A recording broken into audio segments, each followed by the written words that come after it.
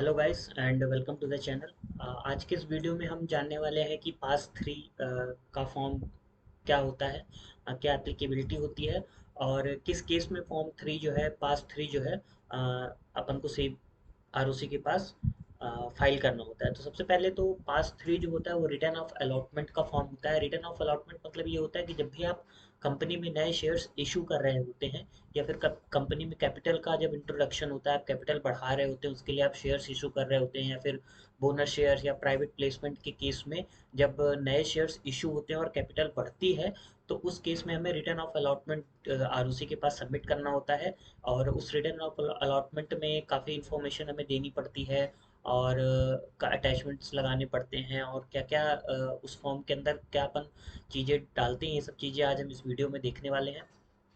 तो बेसिकली जब कोई कंपनी कैपिटल का इंट्रोडक्शन करती है, कैपिटल इंक्रीज करती है अपनी और शेयर अलॉट करती है उसके बेसिस पे, तो उस केस में हमें पास थ्री का फॉर्म आरओसी के पास विद इन 30 डेज, जहाँ से आपका अलॉटमेंट हुआ है वहाँ से विद इन 30 डेज आपको पास थ्री रिक्वायर्ड होता है फिल करना। तो सबसे पहले तो जान लेते हैं किस किस केस में अपन को पास थ्री का रिक्वायरमेंट होता है भरने का।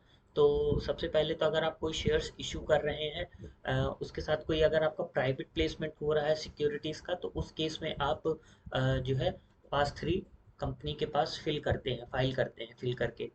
प्राइवेट प्लेसमेंट भी कई टाइप के हो सकते हैं, जैसे कि आपका जो प्रपोज सिक्योरिटीज़ है, वो सब्सक्राइब सिक्योरिटी वो आप प्रोवाइड करना चाहते हैं कंपनीज को, या फिर आप ऑफर दे रहे हैं कंपनी के एग्जिस्टिंग मेंबर्स को। प्राइवेट प्लेसमेंट में एक और कंडीशन होती है कि आप 200 मेंबर से ज़्यादा के लिए प्राइवेट प्लेसमेंट नहीं ला सकते। तो अगर आप प्राइवेट प्लेसमेंट ला रहे हैं तो वो मैक्सिमम 200 मेंबर्स के लिए होता है। क्वालिफाइड इंस्टीट्यूशनल बायर्स हो गए या फिर एम्प्लॉय हो गए कंपनी के, तो उनको आप एम्प्लॉय स्टॉक ऑप्शन के अंदर प्राइवेट प्लेसमेंट में ऑफर दे सकते हैं। या फिर दूसरी रिक्वायरमेंट जो होती हैं वो आप पूरी करके ऑफर का इनविटेशन आपको देना पड़ेगा, और उसके बाद अगर जो भी ऑफर एक्सेप्ट करते हैं तो उस केस में आपको सिक्योरिटी अलॉट करनी होती है। तो इसके बाद जब आप सिक्योरिटी अलॉट करते हैं, सिक्योरिटी अलॉटमेंट के बाद आपको विद इन 30 डेज इंटीमेट करना होता है आरओसी को by filing form pass three. तो पास थ्री के लिए अब हम देखते हैं कि पास थ्री कैसे अपन फिल कर सकते हैं। सबसे पहले तो हम जैसे ही फॉर्म ओपन करेंगे तो उस एक सिन नंबर के साथ हमें प्रीफिल करना है। जब सिन नंबर डाल के हम प्रीफिल करेंगे तो उसमें कंपनी से रिलेटेड इन्फॉर्मेशन अपने आप प्रीफिल हो जाती हैं। उसके बाद हमें टाइप ऑफ देखना है कि हम किस तरह से सिक्योरिटी इशू कर रहे हैं, हम अदर देन कैश कर रहे हैं या कैश में कर रहे हैं। उसके अलावा सिक्योरिटी जो है वो क्या प्राइवेट प्लेसमेंट से इशू हो रही है, बोनस इशू हो रही है। तो जो भी आपका रिस्पेक्टिव क्राइटेरिया है जिसमें भी आप शेयर्स इशू कर रहे हैं, उसको आप सेलेक्ट करने के बाद आपको बेसिक डिटेल का कैपिटल स्ट्रक्चर के बारे में फिर डालनी होती है, कि जैसे कि अभी कंपनी की अथोराइज कैपिटल क्या है और क्या अथोराइज कैपिटल भी बढ़ी है उसके साथ। उसके बाद पेड अप शेयर कैपिटल का भी आपको इन्फॉर्मेशन देना पड़ता है कि पेड अप शेयर कैपिटल का इंक्रीमेंट हुआ है या नहीं हुआ है। मतलब पेड अप शेयर कैपिटल कितनी बढ़ी है, पहले कितनी थी और अब कितनी हो गई है, ऐसी कुछ इन्फॉर्मेशन रिलेटेड विथ अलॉटमेंट आपको देनी रहती है। साथ साथ आप ये भी बताएंगे कि किसे अलॉट हुआ है, कौन कितने नंबर ऑफ शेयर होल्डर्स अभी प्रेजेंट हैं, प्रेजेंटली अभी कंपनी के पास है, इसके बाद कितने और बढ़ जाएंगे आफ्टर दिस अलॉटमेंट। तो ये सारी चीज़ें आपको उस फॉर्म के अंदर बतानी होती हैं।